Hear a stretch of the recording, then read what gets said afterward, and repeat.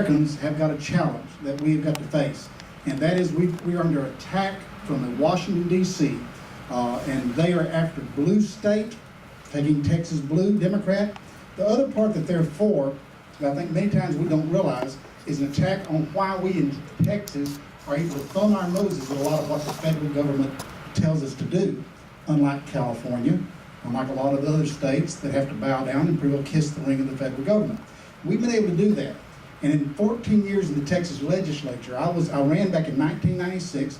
I was the first Republican since Reconstruction, so I was able to serve under a Democratic administration there. In fact, I was the most Democratic district of any incumbent legislator in Austin for 3 full sessions, okay? I was an odd duck Republican. What's odd is, isn't it weird that in this day and age, almost all of rural Texas has gone Republican now. This is just 15 years. And really downtown core inner cities have gone back Democratic. It's kind of a flip from what's going on. The folks, Mr. Obama and his group want us to take us totally back to being not Democratic, but socialized, a socialized state. And it scares me to death for my children. And people ask me, say, Wayne, after 14 years, like my wife says, I say, well, I believe it's a calling. I've been given the opportunity. I've got experience. I've served on the different committees. I've served on energy. I've served on regulated industries. I've been there. I know how it works.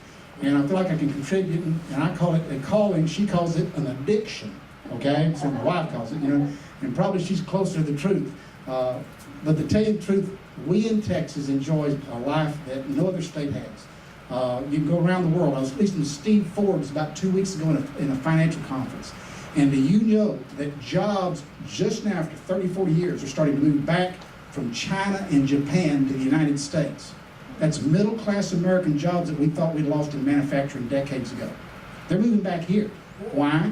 Because oil and gas is cheaper in the United States than in the Middle East now because of all the mess that's going on. I was just talking with David, my associate here that drives me, David Nicholson. He says his sister's over in Israel and gasoline's like $8 and $9 a gallon over there. And so we complain about $3 a gallon, and indeed I do, but we in Texas, now jobs are moving back here. The odd thing is, at the time that jobs are coming back, we're regaining manufacturing, that we're becoming stable. In fact, did you know the United States of America, just these past few months, is now the #1 producer of oil and gas in the world? And do you know the #1 producer of oil and gas in the United States is the state of Texas? And so when I look back at why were we able to pass lawsuit reform in Texas. Back in 2004, Joe Nixon from down here in the Houston area was the representative that led with Texas for lawsuit reform. We passed sweeping tort reform. I remember President Obama in his second State of the Union said, I'm all for giving a test case to lawsuit tort reform. And I said, you don't have to, Mr. President, with TV, because he certainly wasn't listening to me. And I said, we in Texas have already done that. And we passed lawsuit reform back in 2004. And did it make any difference? Well, the year after lawsuit reform in the medical community was passed by the state legislature in Texas, 170, the 3 largest states, California, New York, and Texas, of the 3 largest states, California got about 275 doctors moved in, New York about 272, really close right there. Texas had 1,900 plus doctors moved to the state of Texas after lawsuit reform came in. So, Mr. President, it does make a difference. You don't have to do a test case. Been there, done that. Remember when we did welfare reform? I remember when I was on the committee with Arlene Woolgamuth and Talmadge Heflin, myself, and we decided we were going to reform to let Republicans finally be a chairman of the Human Services Committee in the Texas legislature. How's that for an oxymoron? Back under Governor George Bush. And so we went in there and said, how can we reduce the welfare rolls and create jobs? So we retitled the Unemployment Commission, remember that? We retitled it to the Workforce Commission, and before you could receive a welfare check, you had to go apply for a job at the Workforce Commission. The door to get welfare was through the Workforce Commission. We reduced the welfare rolls by 25% in the state of Texas. If you'll remember, Newt Gingrich took our plan, took it to Washington. While he controlled the House and Senate, passed it, Bill Clinton signed it. Until this day, Bill Clinton takes credit for reducing welfare by 25% in the United States back in that day. That was Texas that led the way. Then you remember these last 2 sessions I was honored to be a part of, so all these guys that served in the House and ladies, the tremendous victory in my heart. I was able to be a part of the team with these guys that closed 20 Planned Parenthood clinics in the state of Texas.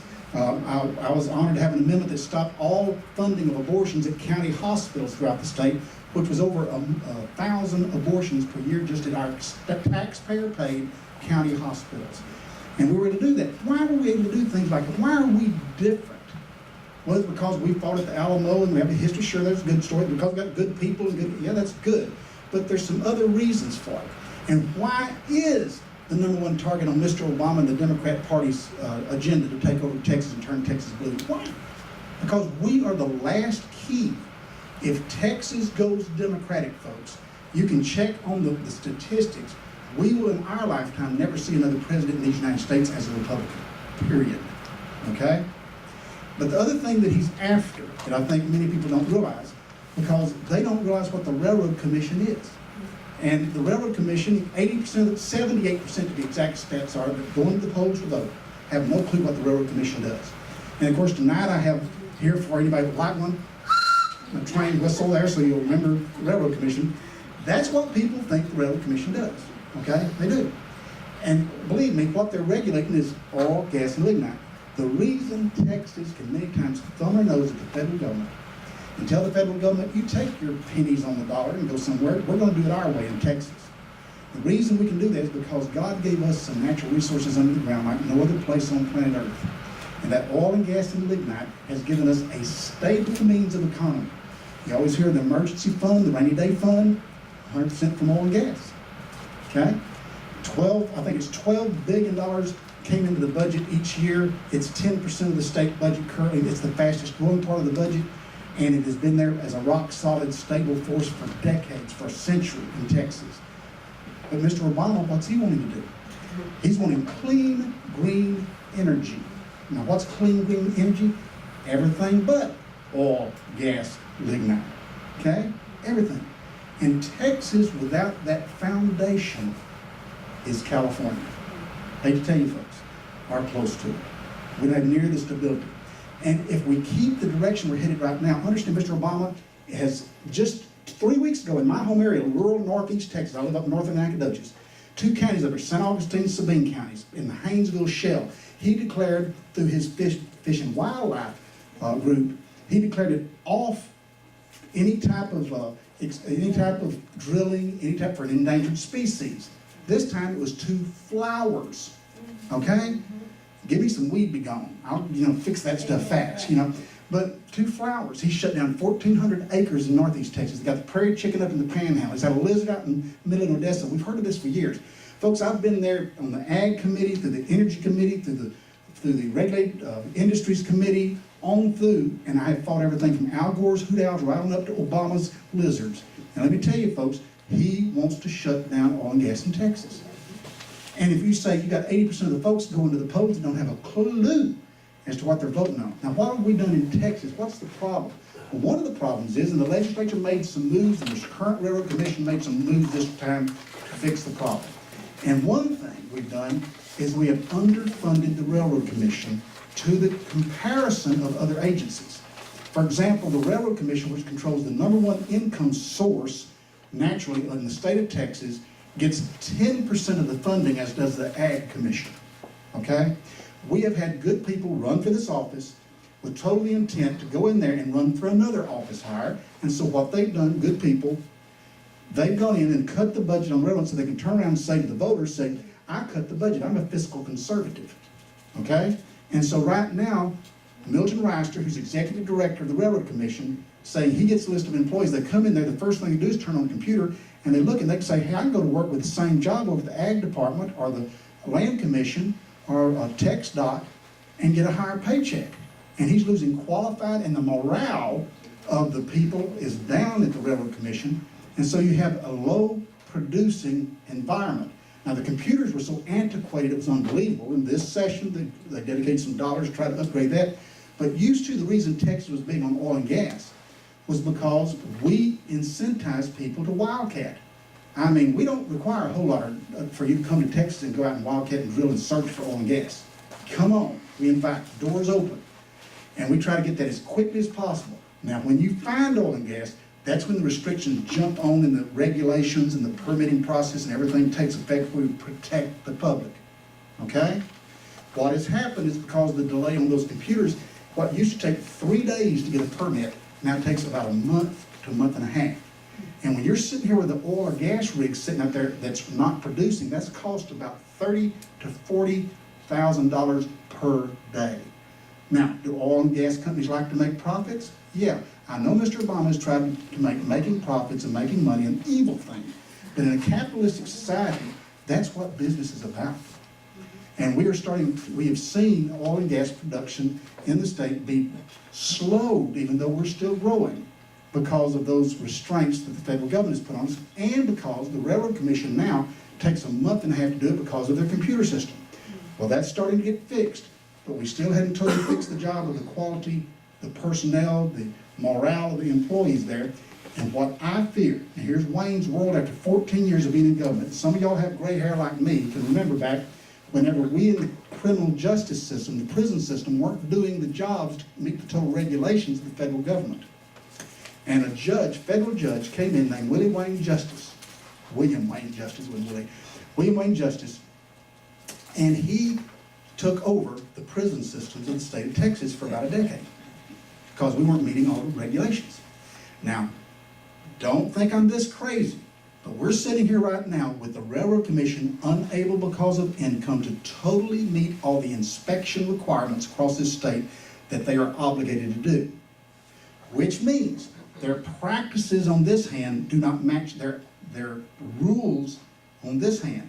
And when a federal court looks and you're not meeting the practices you've set up as rules, that's when they can come in and interdict themselves and take over your system. Now, can you imagine, if we had an explosion somewhere out in some oil patch somewhere and people got really hurt, much like the West Texas explosion with the fertilizer, if that were oil and gas somewhere and that type of event happened, do you think Mr. Holder would hesitate for 1 minute to come down and have the federal court come in and look at the Railroad Commission and investigate and, woe be, imagine Obama's federal government running oil and gas in the state of Texas, okay? It happened before. And believe me, people look at it and say, well, Wayne, that never happened in Texas.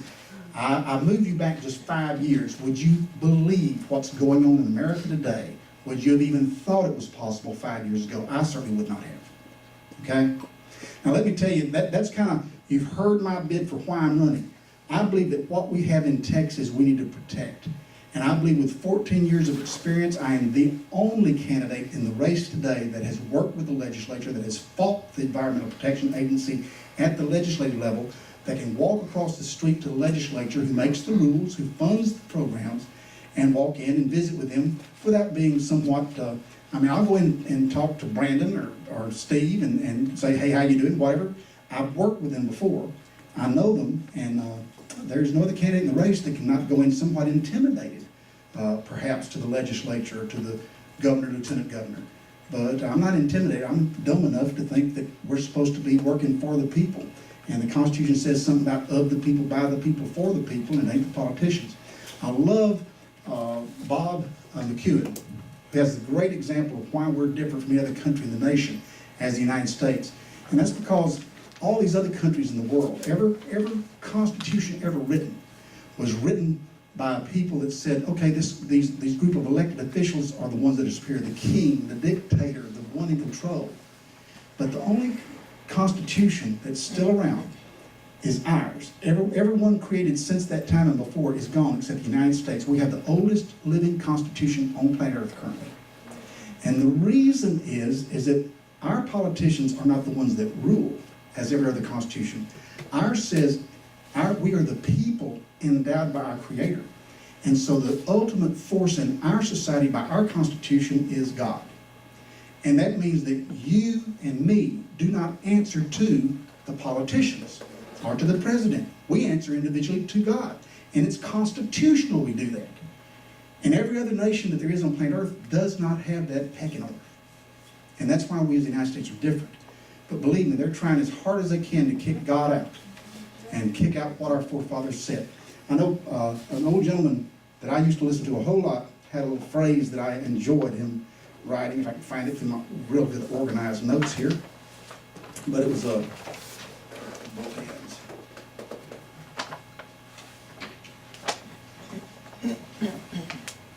Y'all excuse me because I can't see anything without glasses, and this day I'm so young. But it's talking about It says, Spaceship Earth came to the book of instructions. Let's see what it says. It says we should not be slothful in business. In fact, it says, he who does not work, let him not eat. It says women should wear modest apparel. It says, don't steal anything. Anything. It says, don't get drunk, period. It says you sleep only with your own wife. It says you don't do what you want, you do what you ought. And for those whose consciences are anesthetized, it specifies which is which. In other words, if that rule book were not divinely inspired, it would still be the best blueprint for an orderly existence. If it did not promise life hereafter, it would still contain the best formula for a good life here. Amen. Paul Harvey. You know?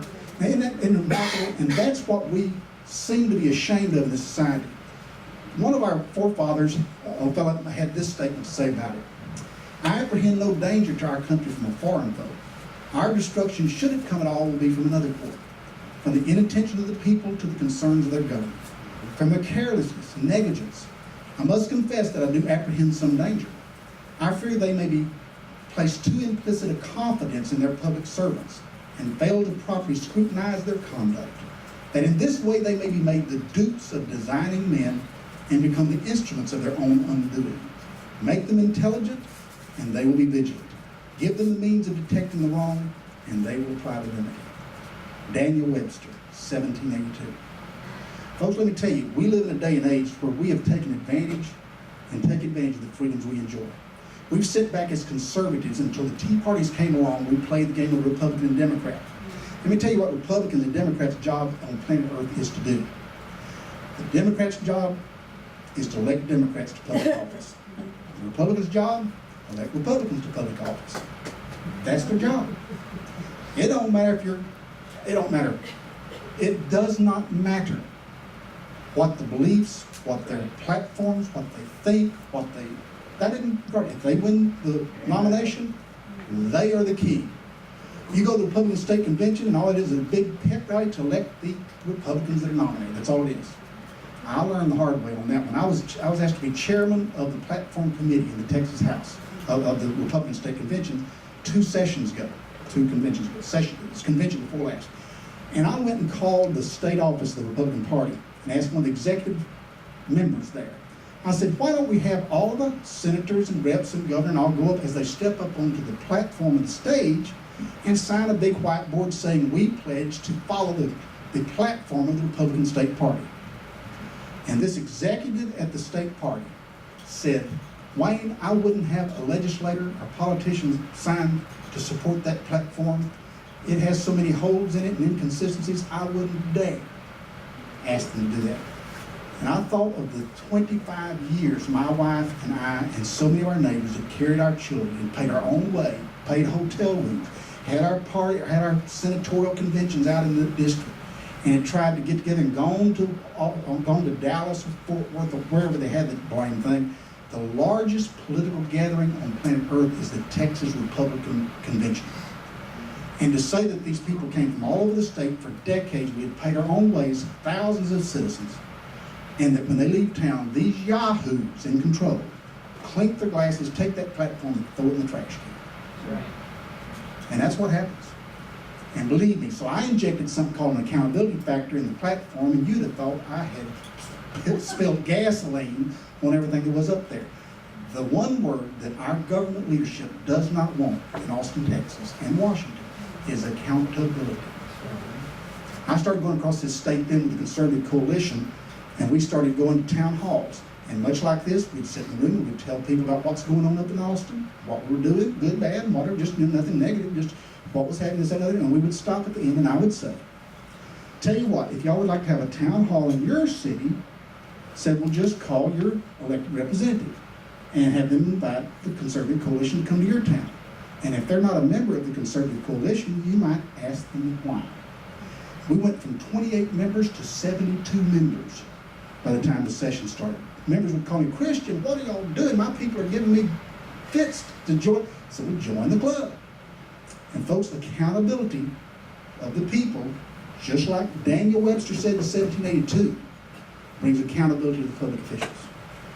And it's because of the Tea Parties that we have a chance in America. The Republicans quit doing it. We quit calling for accountability for officials. We selected, if they're Republican, we check the box. But I'll share with the gentleman here, what the Tea Parties bring to the fight is that you make people accountable. You watch what they're doing. You expose the good and the bad. Can you believe the thing with Ted Cruz? And Ted Cruz, I was very honored. An article that I left in your seat there was kind of good. This came out in National Review about a month ago. I was very proud of this because a lady called me from Washington and New York, and interviewed me. And after the article came out, and I was kind of amazed that they were talking about everybody now wants to be a Ted Cruz Republican, okay? And they were talking about that Wayne Christian was the only one in the state that went out and introduced Ted Cruz, showed him around their district, introduced him to people. And in my book, I'm saying, I was just being nice. You know, I was doing what you're supposed to do, be courteous and whatever. But folks, what I couldn't believe, and we discussed this a minute ago, when Ted Cruz got up and did that filibuster, even Bill O'Reilly at the time was saying, well, he's just doing it for his own self-aggrandizement, but he wants to be president. How about a guy that actually promised his people he'd do something and went to Washington and did it? What? They can't even recognize that. You know? I've pretty well burned up all my time now, and talking too much is something that I do too much. But let me tell you something. I'm concerned about our country. I spent a decade in the House. I've served on every committee you can think of, from state affairs to calendars to ways and means. And I've served on the Energy 3 sessions. I've served on regulated industry as vice chairman. I've been there as the oil companies. Folks, we need to be friends to our oil industry. It's jobs. I grew up in Tenny Hall, Texas, population 1,097. And in Tenny Hall, Texas, when I grew up, we didn't have oil and gas. We had trees and chickens, okay? Now, next door to me, literally, right 100 yards from where I lived, was the Panola County line. Panola County had natural gas, United Gas, in Carthage. Guess what? The dirt roads of Shelby County literally turned to pavement, okay? I grew up where the bands and the football teams in Carthage, Texas had brand new uniforms. The Tenny Hall Tigers had second-hand uniforms because of the minerals that they enjoyed up in Panola County. When the Haynes Shell came in, I started seeing the people of my county paving roads and buying things for their families they never dreamed of. Folks, to have a president of these United States that does something of trying to take that away from my folks and from my state, to have a president of these United States that, because of the natural gas and the oil and all the oil and gas over in the Mideast, many of our young men and women have risked and given their lives in some part because of the oil and gas that's there. And to have a president that we now are becoming able to become energy independent, stopping fracking, stopping pipelines, stopping the production and us becoming independent, to me is more than just a moral problem. It is absolutely a sin in the point of the President of the United States to do that kind of thing. And we really are under that kind of attack. And that's why I'm running. 14 years, we've done a darn good job of fending off a lot of the bad. Not all of it, but a lot of the bad. These guys here have done a great job for you in representing, and we've done a great job for the past decade and a half. Those victories I don't want to see stopped. And I can see just in a split second, because of we have not watched over our oil and gas industry close enough, and because most people, again, don't know what the Railroad Commission does. It's an easy door for Obama to come in and shut it in the state of Texas. I'd like your consideration, your vote, and that's my political spin. There it is. Questions? I'll take as many questions as you can throw. Yes, sir. It's not about the Toxic. He's done got me about that. He hasn't done that.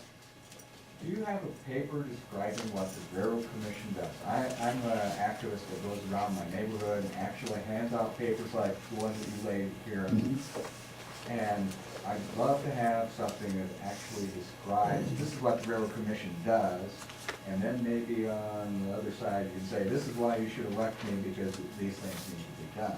But it's always easier for me just to take something to the copy machine than try to dig up something Sure. and correct all my spelling errors before they get out and embarrass me yet again. No, I don't have a personal description of the Railroad Commission's duties. I'm sure there's one to be found. I'll be happy to look and see it. Probably got it. I'm sure it's in writing, black and white at the commission on the website or whatever, we can get that. And, but personally, now I've got the typical political stuff with the Ted Cruz thing I'm proud of, that's kind of independent, but I've got the push card that says I've been endorsed by Texas Right to Life and by, what was neat is Texas Right to Life endorsed me and then called me up and said, Wayne, we felt like that wasn't enough, so Dr. Graham and Jim are both individually going to endorse you because of the work you've done for the Right to Life movement. I've also been endorsed by, I was the only 100% scorecard session before last for Texas Eagle Forum, for Texas for Fiscal Responsibility, by the Texas Association of Businesses. I am a right-wing extremist, okay? This is kind of, look at this. This is, and I'm back to talking, I'll shut up. But let me give you something I think is kind of funny. 2 sessions ago, I was honored to be named by the American Legislative Exchange Conference, which is the conservative Jeffersonian principle national organization, ALEC, okay, as Legislator of the Year for the United States. And I mean, I got the thing back, and then this is the Texas Progress Texas, which is the first journal of the liberal organization, state of Texas. And it says, such ALEC award nominees such as Ronald Reagan, William Bennett, Rick Perry, Wayne Christian. I'm sitting here going, if I never do anything else, I mean, that's great. But then at the same year that happened, folks, this is what's funny, is Texas Monthly, while I was best in America, I was worst in the state. You know, Texas Monthly named one of the top 10 worst. And I said, well, that's an oxymoron. And my wife said, yeah, that's right. Ox is big and fat, and moron pretty well self-describes, you know. So anyhow, but it says, here's the reason Texas Monthly gave for my being the worst in the state. And I thought it was kind of, you know, they do great campaign. Paul Burker does great campaign writing for me. He says, Christian's legislative program could serve as a social conservative's playbook. Yeah. Okay. No scholarships for illegal aliens, drug testing for everyone who receives financial assistance from the state, and, you know, restrictions on teaching of evolution, and all this kind of stuff. And that's what I'm the worst in the state about, so I'll brag about that. But that's one reason we got on that. But yeah, we can look that up on that and get a description. Right, but I was thinking it would be a great thing in your campaign literature, because, as you say, most people have no idea what they're voting for when they go there, and you might be the only candidate that comes up, I'm running for Railroad Commission, this is what the Railroad Commission does, and these are the reasons that I should be there, you know, after you tell them what it does. Yeah, and again, I appreciate that, that's good, and we probably have something in our literature to get, but the thing is, it's scary about running for statewide office. It is the fact that I am out talking to groups every night of the week. Was this afternoon, was last night, night before. I'm being out in Midland next week. I'll be in Dallas this Thursday. I'll be, you know, it is unbelievable. You can go everywhere there is to go and you'll never get there in the state of Texas. You can talk to everybody. I think the stats were somebody, you could talk to, I forgot how many people a day, 300 people a day. You could go maximum every day, and you still, by the time election day came in March, wouldn't have touched 1/10 of the people of the state. So it is a big project. And what is sad with the system, Phil Graham told me 15 years ago, great friend that's helped me through the years. Phil Graham said, when you run for office, Wayne, first thing you do is get your picture made with a pretty family. If your family ain't pretty, borrow one and get a dog. Get your picture made with a family and a dog. And he said, then you start raising money. And you spend every penny the last 30 days, because the person who spends the most money the last 30 days wins 90% of the time. That is a sad fact. Sad, because most people make up their mind the night before or 2 days before the election by who's got the most TV ads and the mailers in their hand. The last name they hear. That's right. That's right. It's scary. Yes, ma'am. So we look at how strong the person is that is wanting to represent us. Yeah, and that's good. You gotta be healthy and all the rest, but we're looking for a strength of character. And so one of the questions that we like to ask candidates is, you know, what is the, can you talk about an instance in your life when you fought a really tough battle on principle, whether you lost or won, really the thing that was meaningful to you, probably most meaningful to you, whether you lost or won?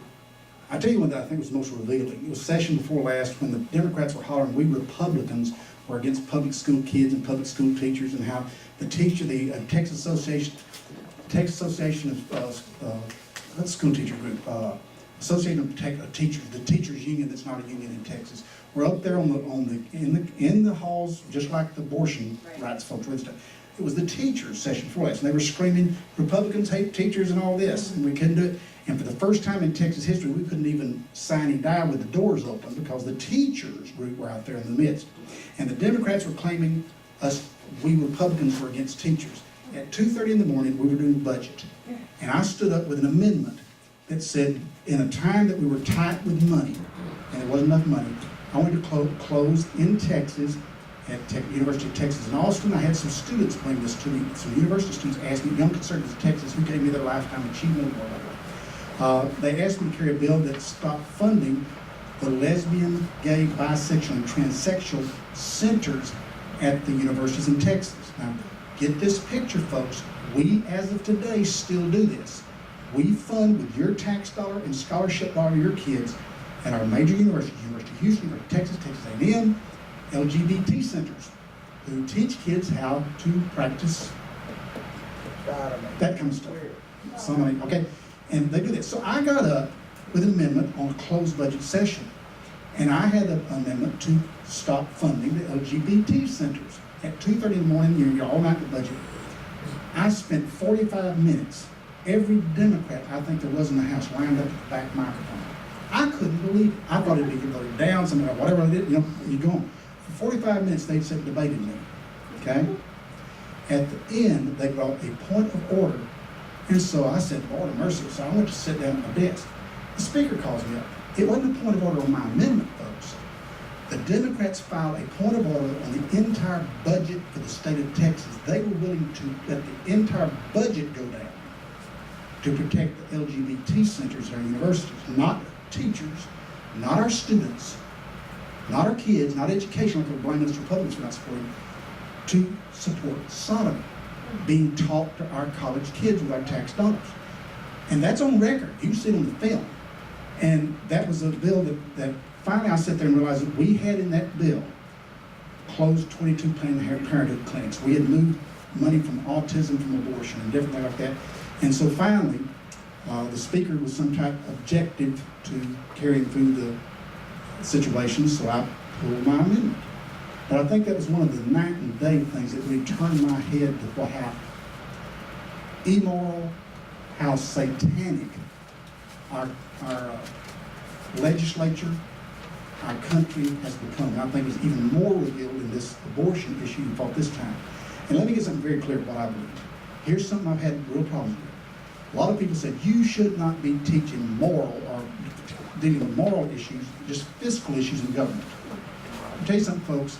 I have fought that for decades. If you put a crook in charge of your money, you're going to lose money every day. Amen. Okay? When we take God out of this society, we're headed nowhere but for doom, as far as I'm concerned. That's getting to religion. Morals, there's no law that's not moral. And no use in getting off another tangent of the subject. But if we don't put back what's right and wrong in our society, Amen. understand, in Texas, the number one, and I want you to kind of be amazed. You ready to be amazed? This, I bet you haven't heard a politician say. We as Republicans, because we don't like to be called Texas top 10 worst. Okay? We don't like the press talking bad about us. That's bad for a politician. Unless you're an idiot like me. We don't talk moral issues. And so I kept saying, well, the budget, all right, let's talk fiscal issues. Texas, the Constitution said we, number one, should fund public education. Number two is law enforcement. Number three, transportation. That's it. That's the Constitution, what we're supposed to do. Did anybody in the room know that within the next 2 sessions that no longer will public education be the number one expenditure in the state of Texas, according to Susan Combs, our state comptroller? Any politician told you that? Did the governor? Anybody? Any good Republican? You know why? Because human services and Medicaid will overtake public education. Do you know, I went to the Brookings Institute when I was in Charlotte. That's a liberal organization. I asked them at a summit that said, how much of the welfare dollar is spent on single-parent households? And this is when you get into touchy subjects. He said 95%. Now get this, fiscal don't have nothing to do with moral, right? That's the argument we keep hearing, don't mix it. You got about to the budget of the state of Texas, and what are the budgets? Rudolph Giuliani was speaking in the meeting I was at about a week or so ago. And he was talking about, as we all know, what's about to break our federal government is what? Entitlements. What are entitlements? They're socially bound health, human service, Medicare, and other issues like that. But we Republicans won't debate those issues. We don't have, he keeps saying we don't have a plan, and we really are afraid to debate those subjects. I can tell you the night that I spoke against LGBT, there was not another Republican that stood anywhere at the back of my mic. It was all Democrats. For 45 minutes. And that's where we are about to lose our country, folks, is that we don't have the guts to stand up and debate the moral. I'm not talking about religious. I'm talking about moral issues. That's what's about to bankrupt our country. That's what's taking it all away. We're socializing, we're rewarding people for not doing what is socially positive in our society. The destruction of the two-parent family is destroying our country. And we as Republicans won't talk about that, and aren't many Tea Parties, because that a moral issue has nothing to do with fiscal. Okay, okay. I have been up here way too long. Any other questions? Yes, sir. Only thing I can say is you got my vote. Anybody that can describe himself as a right-wing extremist has my vote. Thank you, sir.